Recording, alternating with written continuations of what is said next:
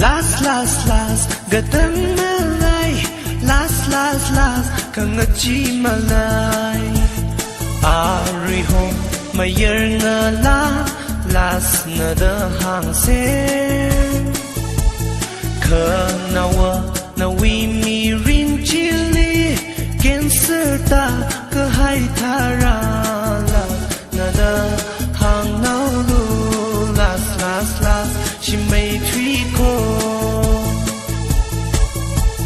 kikamakani maramakali barai ka hurning amulaka kasham ungli baho khrilui ning kamating taran ngate iyon chao hairada last gadang malai last kangachi malay ari hon mayer na la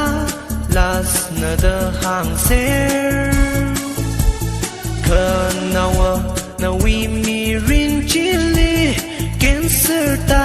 ka hai thara last na da hang now lu last she may treat ko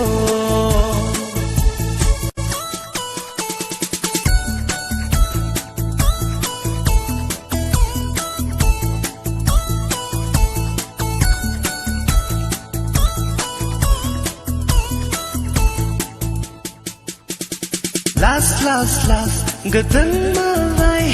last kangachi malay ari hon mayer na la last na da hang ser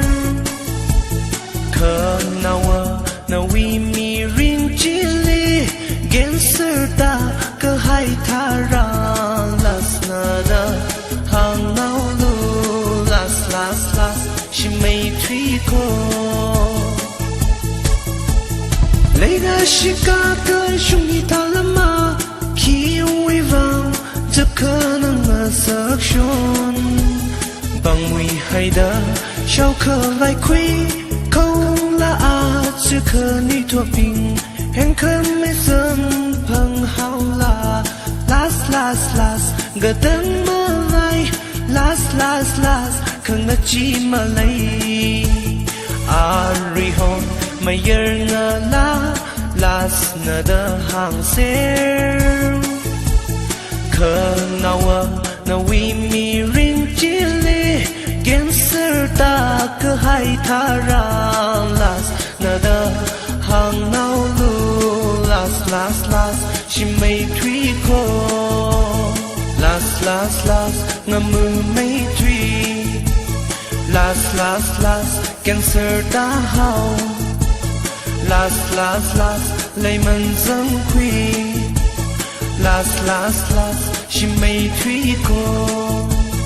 last she lui your house last gadang malay